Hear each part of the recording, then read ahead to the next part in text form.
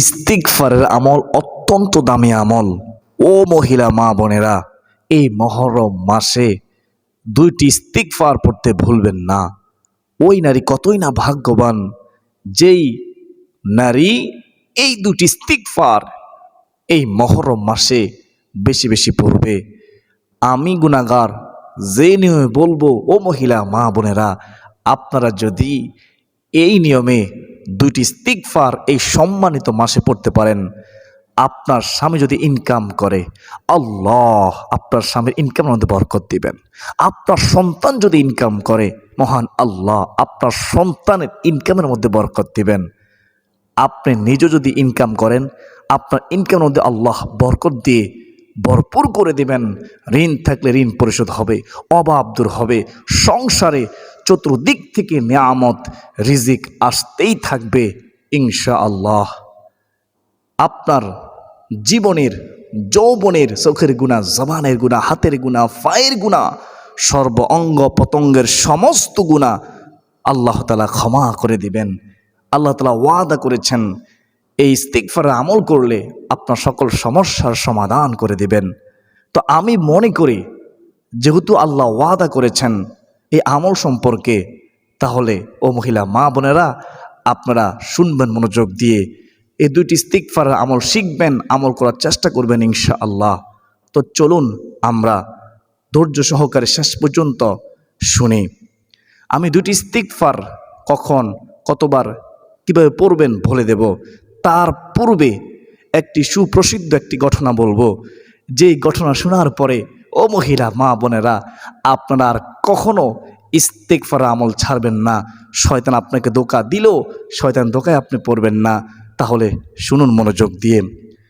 বিখ্যাত তাবি হযরত হাসান বসরি রহমতুল্লাহি আলাইহির সামনে ছাত্ররা বসা আছে। বিখ্যাত তাবি হাসান বসরি রহমতুল্লাহ আলাইহি ছাত্রদেরকে পড়াচ্ছেন। এমন সময় এক ব্যক্তি এসে অভিযোগ করল, হুজুর অনেক দিন যাবৎ বৃষ্টি হচ্ছে না, মাঠের জমি অনুর্বর হয়ে গিয়েছে, ভালো ফসল হচ্ছে না। আমাকে এমন আমলের কথা বলে দিন যেই আমল করলে আল্লাহ তাআলা উপকারী বৃষ্টি দিবেন, আমার এই সমস্যার সমাধান হবে। তখন হাসান বসরি রহমতুল্লাহি আলাইহি মুস্কি হেসে ওই ব্যক্তিকে ইস্তিগফার কথা বলেছিলেন যে তুমি ইস্তিগফারের আমল করো। তুমি যদি ইস্তিগফারের আমল করতে পারো, আল্লাহ তোমাকে এই সমস্যা থেকে সমাধান দিবেন, তোমার মাঠের ফসল ভালো হবে, আল্লাহ উপকারী বৃষ্টি দিবেন। সুবহানাল্লাহ। ওই ব্যক্তি চলে গেল। চলে যাওয়ার পরে হাসান বসরি রহমতুল্লাহি আলাইহি বসে আছেন। আবার আরেকজন লোক এসে হাসান বসরি রহমতুল্লাহি আলাইহির কাছে আমল শিখতে চাইলেন। কি আমল? যে হুজুর আমি অভাবী, আমি অভাবের কারণে খুব কষ্ট পাচ্ছি, আমাকে এমন আমলের কথা বলে দিন যে আমল করলে আল্লাহ তাআলা আমার অভাব দূর করে দিবেন, আমার অভাব দূর হবে, কষ্ট দূর হবে। তখন হাসান বসরি রহমতুল্লাহি আলাইহি মুস্কি হেসে ওই ব্যক্তিকেও একই আমলের কথা বলে দিলেন, যাও তুমি বেশি বেশি করে ইস্তিগফার পড়ো, তওবা করো, আল্লাহর কাছে ক্ষমা চাও, আল্লাহ তোমার অভাব দূর করে দিবেন, তোমার কষ্ট দূর করে দিবেন, আল্লাহ তাআলা তোমার রিজিকের পথ প্রশস্ত করে দিবেন। সুবহানাল্লাহ, বলুন না সুবহানাল্লাহ। তো ওই ব্যক্তিও চলে গেল। তো হাসান বসরি বসে আছেন, ছাত্রদেরকে পড়াচ্ছেন। এমন সময় আরেকজন ব্যক্তি এসে, তৃতীয় ব্যক্তি এসে বলল, হুজুর আমার সন্তান হচ্ছে না, অনেক বছর হয়েছে আমার বিবাহ হয়েছে কিন্তু সন্তান হচ্ছে না, আমাকে এমন আমলের কথা বলে দিন যে আমল করলে আল্লাহ আমাকে সন্তান দান করবেন, সলিহিন নেককার সন্তান দান করবেন। তখন হাসান বসরি রহমতুল্লাহ আলাইহি মুস্কি হেসে দিয়ে ওই ব্যক্তিকেও একই আমলের কথা বললেন যে তুমি ইস্তিগফার করো, তওবা করো, আল্লাহর কাছে ক্ষমা চাও। তুমি যদি ইস্তিগফার করতে পারো, আল্লাহ সন্তান দেওয়ার মালিক, তোমাকে সলিহিন নেককার সন্তান দান করবেন। সুবহানাল্লাহ। ওই ব্যক্তিও আমল শিখে চলে গেল। তারপরে হাসান বসরি রহমতুল্লাহ আলাইহির কাছে আরেকজন ব্যক্তি, চতুর্থ জন ব্যক্তি এসে বলল, হুজুর, আমার বাগানের ফসল নষ্ট হয়ে যাচ্ছে, আমাকে এমন আমলের কথা বলে দিন যে আমল করলে আমার বাগানের ফসল ভালো হবে, আমার এই সমস্যার সমাধান হবে, আমাকে এমন আমল শিখিয়ে দিন। সাথে সাথে হাসান বসরি রহমতুল্লাহ আলাইহি আবার মুস্কি হেসে দিয়ে ওই ব্যক্তিকেও ইস্তিগফার করার কথা বলেছেন। তুমি বেশি বেশি করে ইস্তিগফার তওবা করো, তাহলে তোমার সমস্যার সমাধান হবে, তোমার বাগানের ফসল বৃদ্ধি হবে, বাগানের ফসল আর নষ্ট হবে না। সুবহানাল্লাহ। বুঝার চেষ্টা করুন, সুপ্রসিদ্ধ একটি ঘটনা। হাসান বসরি রহমতুল্লাহ আলাইহি একইভাবে সবাইকে ইস্তিগফার আমল যখন বলতেছে, উপস্থিত ছাত্ররা অবাক হয়ে গেলেন আর প্রশ্ন করলেন, হুজুর, আপনি সবাইকে একই আমলের কথা কেন বলে দিলেন? তখন হাসান বসরি রহমতুল্লাহ আলাইহি ছাত্রদের উদ্দেশ্যে বললেন, আমি নিজের থেকে একটা কথাও বলিনি, এটি আল্লাহর দেওয়া সমাধান। সুবহানাল্লাহ। তখন হাসান বসরি রহমতুল্লাহ আলাইহি দলিল স্বরূপ সূরা নূহের 10 থেকে 12 নম্বর আয়াত পর্যন্ত তেলাওয়াত করে ছাত্রদেরকে শোনালেন, বুঝিয়ে দিলেন যে আল্লাহর দেওয়ার সমাধান আমি সবাইকে বলেছি, আল্লাহর শিখানো আমল আমি সবাইকে বলেছি।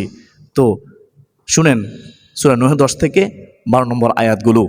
বিসমিল্লাহির রহমানির রহিম। فقلت استغفروا ربكم إنه كان غفارا يرسل السماء عليكم مدرارا ويمددكم بأموال وبنين ويجعل لكم جنات ويجعل لكم أنهارا الله أكبر كبيرا। হাসান বসরি ছাত্রদেরকে আয়াতগুলো তেলাওয়াত করে শোনালেন এবং অর্থ বলে দিলেন, ও আমার ছাত্ররা শোনো, আল্লাহ তাআলা বলেন, তোমরা ইস্তিগফার করো আল্লাহ তাআলার নিকটে, তিনি অত্যন্ত ক্ষমাশীল। বলুন না সুবহানাল্লাহ। অর্থাৎ আল্লাহ তাআলার কাছে ইস্তিগফার করলে আল্লাহ ক্ষমা করে দিবেন, ক্ষমা করতে ভালোবাসেন। সুবহানাল্লাহ। ফাকুলতু ইস্তাগফিরু রাব্বাকুম ইন্নাহু কানা গাফফারা। এরপর হচ্ছে ইউরসিলিস সামাআ আলাইকুম মিদরারা। ইস্তিগফার করলে আল্লাহ ওয়াদা করেছেন তোমাদেরকে উপকারী বৃষ্টি দিবেন। সুবহানাল্লাহ। মাঠের উর্বরতা ফিরে আসবে, মাঠের ফসল ভালো হবে বৃষ্টি দিলে। বলুন না সুবহানাল্লাহ। প্রিয়দিনী ভাই বোনেরা, এরপরে হচ্ছে ওয়ায়ুমদিদকুম বিআমওয়ালি ওয়া বানিন। আল্লাহ ওয়াদা করেছেন ইস্তিগফার পড়লে, আল্লাহ তাআলার কাছে ক্ষমা চাইলে আল্লাহ সলিহ নেককার সন্তান দিয়ে, আল্লাহ সম্পদ দিয়ে আমাদেরকে সমৃদ্ধিশালী করবেন, শক্তিশালী করবেন। বলুন না সুবহানাল্লাহ। যাদের সন্তান হচ্ছে না, ইস্তিগফার পড়ুন, সন্তান হবে। সন্তানের মালিককে আল্লাহ, বিশ্বাস করুন। প্রিয়দিনী ভাই বোনেরা, এরপর আল্লাহ তাআলা বলেছেন, وَيَجْعَلْ لَكُمْ جَنَّاتٍ وَيَجْعَلْ لَكُمْ أَنْهَارًا। ইস্তিগফার পড়লে আল্লাহ ওয়াদা করেছেন আমাদেরকে জান্নাত দান করবেন, শুধু তাই নয়, আমাদের জন্য নদী নালা প্রবাহিত করবেন। সুবহানাল্লাহ। তখন উপস্থিত ছাত্ররা বুঝার আর বাকি রইল না যে কেন আমাদের হুজুর হাসান বসরি রহমতুল্লাহ আলাইহি সবাইকে একই আমলের কথা বলে দিলেন। ও মহিলা মা বোনেরা, আশা করি যারা এতক্ষণ পর্যন্ত হাসান বসরি রহমতুল্লাহ আলাইহির ঘটনা থেকে আপনারা বুঝতে পেরেছেন যে এই ইস্তিগফার মতো দামি আমল আপনারা করার চেষ্টা করবেন এই মুহররম মাসে। তো আপনারা শুনেন কোন দুটি ইস্তিগফার পড়বেন। 1 নম্বর ইস্তিগফারটি হচ্ছে সাইয়্যিদুল ইস্তিগফার, শ্রেষ্ঠ তাওবার দোয়া, উত্তম দোয়া। যত তাওবার দোয়া আছে তার চেয়ে উত্তম দোয়া হচ্ছে সাইয়্যিদুল ইস্তিগফার। কতবার পড়বেন? ফজরের পরে একবার পড়বেন, আবার সন্ধ্যায় মাগরিবের পরে একবার পড়বেন। হাদিসে মুবারকার মধ্যে রয়েছে, ও মহিলা মা বোনেরা শুনবেন, রাসূলুল্লাহ সাল্লাল্লাহু আলাইহি ওয়াসাল্লাম বলেছেন, যদি ঈমানের সাথে ফজরের নামাজের পরে সাইয়্যিদুল ইস্তিগফার কোনো ব্যক্তি পড়ে, সন্ধ্যা হওয়ার আগে আগে যদি মারা যায়, তাহলে আল্লাহ তাকে জান্নাতি হিসেবে কবুল করবেন। সুবহানাল্লাহ। অর্থাৎ মৃত্যুর পর তাকে যখন কবরস্থ করা হবে, কবরটা প্রশস্ত করে দেওয়া হবে। মৃত্যুর পর তাকে যখন দাফন করা হবে, কবরটা জান্নাতের বাগান হয়ে যাবে। জান্নাতি নাজ নেয়ামত দ্বারা আল্লাহ ভরপুর করে দিবেন, জান্নাতি খুশবু জারি হবে। সুবহানাল্লাহ, সুবহানাল্লাহ। আবার যখন মাগরিবের নামাজের পরে একবার পড়বে, ফজরের আগে যদি তার মৃত্যু হয়ে যায়, মৃত্যু কার কখনো বলা যায় না। আমার নবী সাল্লাল্লাহু আলাইহি ওয়াসাল্লাম বলেন, আল্লাহ তাকে জান্নাতি হিসেবে কবুল করবেন। সুবহানাল্লাহ। সাইয়্যিদুল ইস্তিগফার যারা পারেন না, আপনারা দেখে দেখে হলেও এই সম্মানিত মাসে অভ্যাস করুন, সব সময় পড়ুন। সকালে একবার সাইয়্যিদুল ইস্তিগফার, সন্ধ্যা একবার সাইয়্যিদুল ইস্তিগফার দেখে দেখে হলেও, মোবাইলের মাধ্যমে দেখে দেখে হলেও, অথবা কিতাব থেকে দেখে দেখে হলেও, অথবা শুনে শুনে হলেও আপনি পড়ুন। মাত্র 2 বার, সকালে একবার, সন্ধ্যা একবার। আমি এখন একবার বলতেছি যে সাইয়্যিদুল ইস্তিগফার, আপনারা শুনেন। আল্লাহুম্মা আনতা রাব্বি লা ইলাহা ইল্লা আনতা খলাকতানি ওয়া আনা আবদুকা ওয়া আনা আলা আহদিকা ওয়া ওয়া'দিকা মাস্তাতা'তু আউযু বিকা মিন শাররি মা সানা'তু আবু'ু লাকা বিনি'মাতিকা আলাইয়া ওয়া আবু'ু বিযানবি ফাগফিরনি ফাইন্নাহু লা ইয়াগফিরুয যুনুবা ইল্লা আনতা। আল্লাহ, তুমি আমাদের সবাইকে সাইয়্যিদুল ইস্তিগফার পড়ার তৌফিক দান করো। সকলে বলি আল্লাহুম্মা আমিন। তো 1 নম্বর ইস্তিগফারটি আমরা জানলাম, সাইয়্যিদুল ইস্তিগফার। এখন আমরা জানবো 2 নম্বর ইস্তিগফার। ও মহিলা মা বোনেরা শুনেন, সবচেয়ে ছোট ইস্তিগফারটি পড়বেন, আস্তাগফিরুল্লাহ আস্তাগফিরুল্লাহ আস্তাগফিরুল্লাহ। অর্থ কি? হে আল্লাহ, আমি তোমার কাছে ক্ষমা চাই। মনে রাখবেন, আল্লাহুম্মা ইন্নাকা আফুউন তুহিব্বুল আফওয়া ফাআফু আন্নী ইয়া গফুরু ইয়া গফুরু ইয়া গফুর। এই দোয়াটিও আপনি পড়বেন মুনাজাতের মধ্যে। যখন মুনাজাত দিবেন, এই দোয়ার মধ্যে বলা আছে, হে আল্লাহ, তুমি ক্ষমাশীল, তুমি ক্ষমা করতে ভালোবাসো। বলুন না সুবহানাল্লাহ। অথবা তুমি আমাদেরকে ক্ষমা করে দাও, হে ক্ষমাশীল, হে ক্ষমাশীল। এই দোয়ার মধ্যে বলা আছে, নবীজি সাল্লাল্লাহু আলাইহি ওয়াসাল্লামের শিখানো দোয়া। অর্থাৎ আমরা বুঝতে পারলাম, দোয়া করলে আল্লাহ খুশি হয়, আল্লাহ ক্ষমা করতে ভালোবাসে। তো আমরা ইস্তিগফার পড়বে, ছোট ইস্তিগফারটি সকাল সন্ধ্যায় 100 বার করে এই সম্মানিত মাসে, মুহররম মাসে, শুহাদায়ে কারবালার মাসে।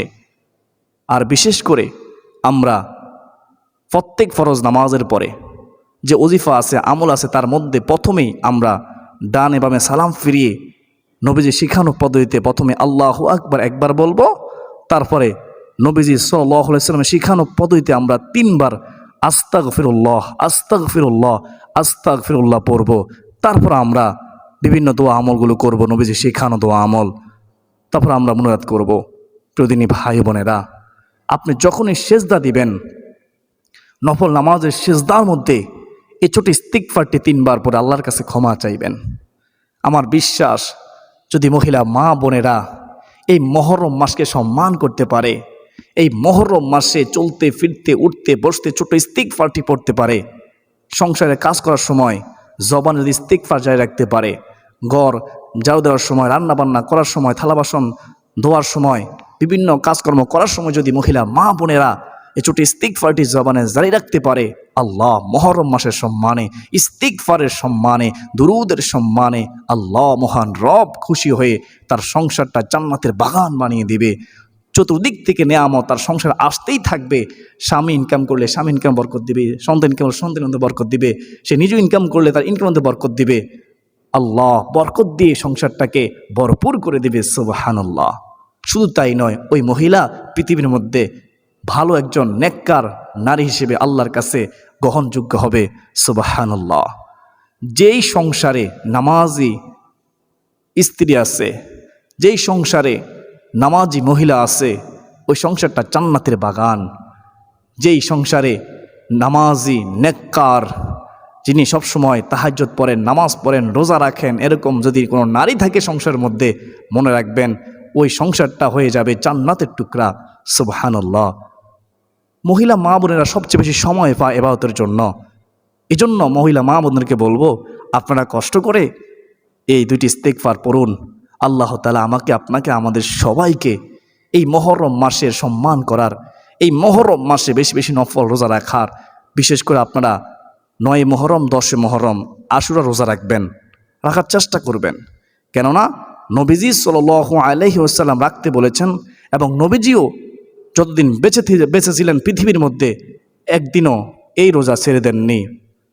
হাদিসের মধ্যে আছে, মুহররম মাস আল্লাহর মাস, রমজানের পরে সবচেয়ে উত্তম মাস হচ্ছে মুহররম মাস, আর মুহররম মাসে সবচেয়ে উত্তম দিন হচ্ছে আশুরার দিন। আল্লাহ তাআলা আমাদের সবাইকে বুঝার তৌফিক দান করুন, আমিন। আসুন এ পর্যন্ত সকলে সুস্বাস্থ্য কামনা করে বিদায় নিচ্ছি। ওয়া মা আলাইনা ইল্লাল বালাগ। আসসালামু আলাইকুম ওয়া রাহমাতুল্লাহি ওয়া বারাকাতুহু।